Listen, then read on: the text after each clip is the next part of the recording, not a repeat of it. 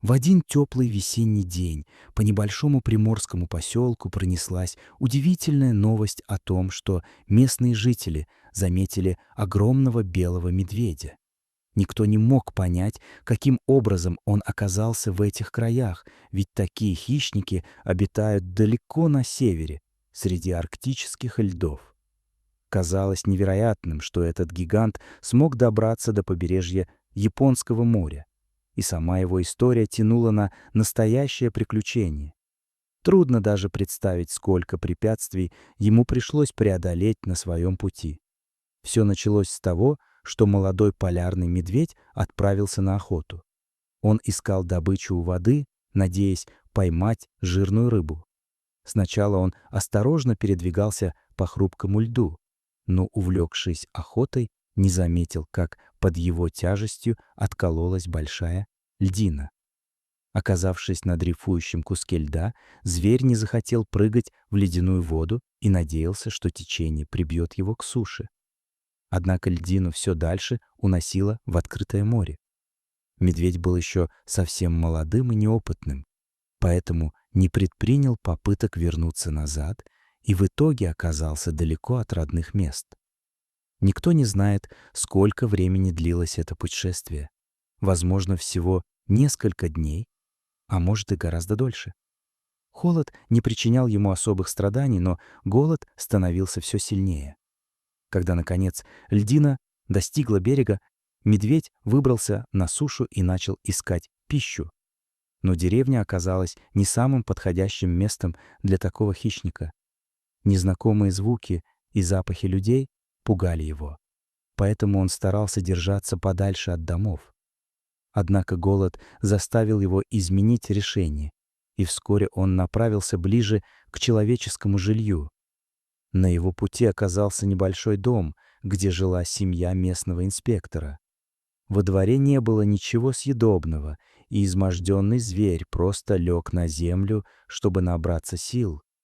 Вскоре его заметил помощник инспектора, пришедший по служебным делам.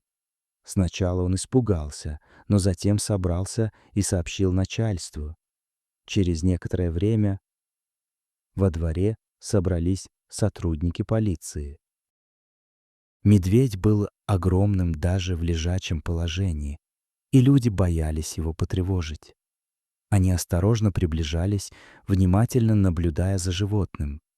Постепенно вокруг начали собираться и местные жители, которым было любопытно увидеть такого редкого зверя.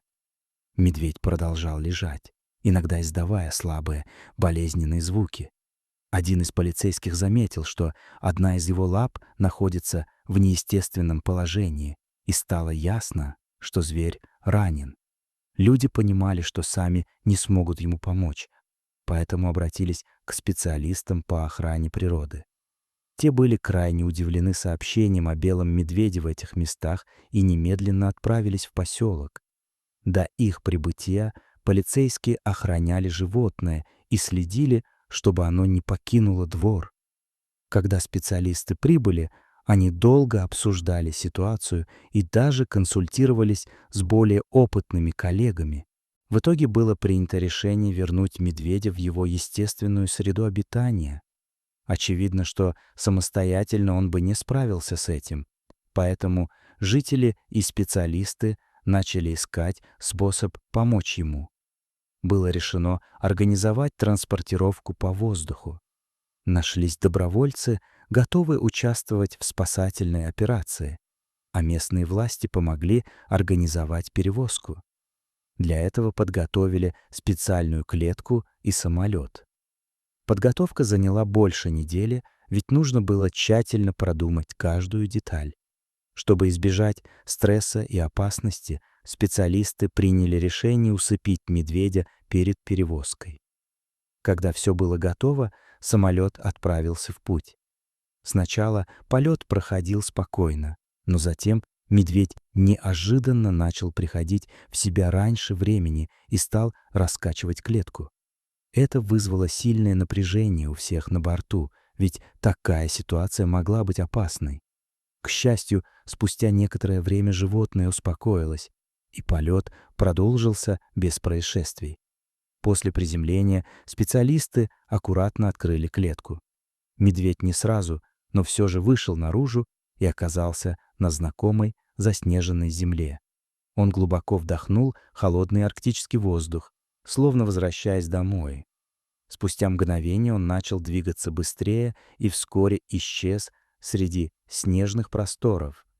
Так закончилась эта необычная история о том, как дикий зверь оказался далеко от дома и благодаря людям смог вернуться обратно.